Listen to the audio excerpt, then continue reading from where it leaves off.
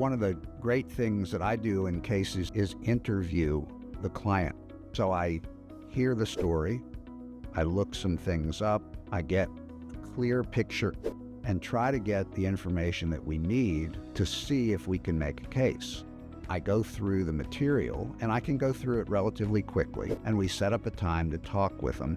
I talk with them as though I were talking with them prior to taking care of their baby. I've practiced that over the years. I'm able to talk with them and get things from them, or maybe some other lawyer didn't get. And it's very important to do that, because once a person commits themselves to a certain story, it might be tough to get them off that story. You have to be very careful in how you build that story.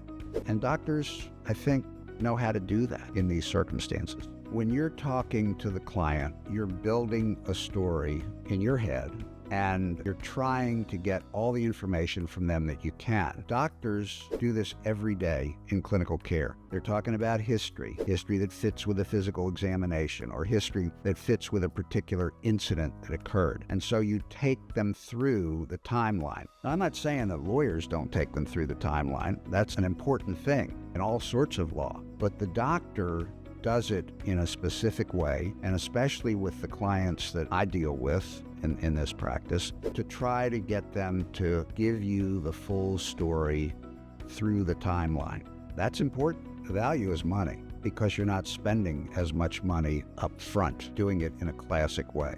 True value of it comes from years of experience as physicians, and in many cases years of experience as a lawyer. So it's a synthesis of the two. Many of us can do, I would say probably all of us within this group. And if we can't make sense of it, we have others to talk to, and it's all within the group.